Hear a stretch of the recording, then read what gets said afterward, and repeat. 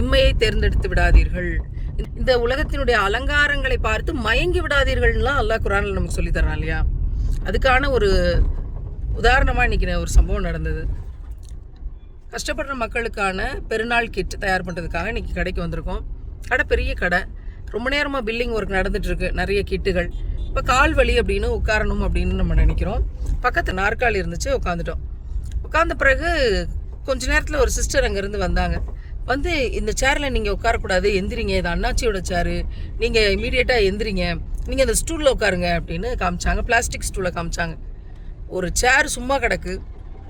அந்த சேரில் வந்து மனிதர்கள், கடினப்படக்கூடியவர்கள், உங்கள் கடையில் வந்து உங்களுக்கு வருமானத்தை தரக்கூடியவர்கள் வர்றாங்க. உட்கார்ந்துருக்கிறவங்கள வந்து எந்திரிக்க சொல்லிட்டு நீங்கள் இதில் உட்காரக்கூடாது, இது ஒருத்தருக்குரியது அப்படிங்கும்போது எனக்கு அல்லாஹ்வினுடைய அர்ஷ் ஞாபகத்துக்கு வந்துச்சு. இங்கே ஆட்சியாளர்கள் யார், இங்கே அதிகாரம் செய்தவர்கள் யார், இங்கு நான் தான் பெரியவன் என்று இருந்தவர்கள்லாம் யார், எந்திரிங்க அப்படின்னு அல்லாஹ் வந்து சொல்லுவான் நான் மறுமை நாளில். என்ன உலகம் இது? அண்ணாச்சி வந்துட்டா கூட அண்ணாச்சி சேர், அண்ணாச்சி வந்துட்டாருன்னு சொல்லலாம். அண்ணாச்சி மனநிலையில் மக்கள் வாழ்கிறார்கள் அப்படின்னு யோசிக்கும் போது, அது அண்ணாச்சியாகவும் இருக்கட்டும், இல்லை அங்கே வேலை செய்கிற அந்த சிஸ்டர்ஸ் இருக்கட்டும், யாராக வேணா இருக்கட்டும், என்ன மாதிரியான ஒரு கட்டமைப்பு இங்கே உருவாக்கப்படுகிறது அப்படின்னு பார்க்கும்போது, நான் வலிமையாக எனக்குள் சொல்லி கொண்டேன், யாராக இருந்தாலும் இறைவனுக்கு முன்னால் எல்லோரும் அடிமைகள் தான்.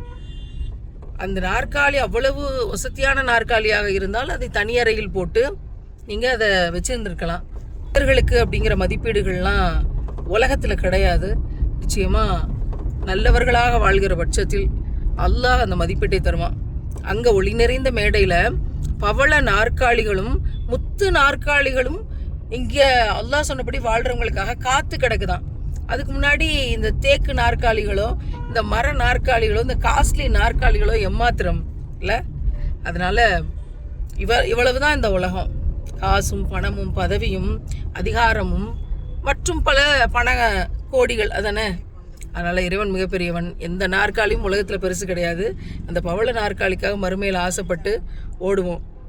நாம் இப்படி ஒரு நிறுவனத்தை தொடங்குறோம் அப்படின்னா இந்த மாதிரியான நாற்காலி கல்ச்சரெல்லாம் உருவாக்காமல் இருந்துருக்கணும் அப்படிங்கிறது தான் நமக்கு கிடைத்த படிப்பினை.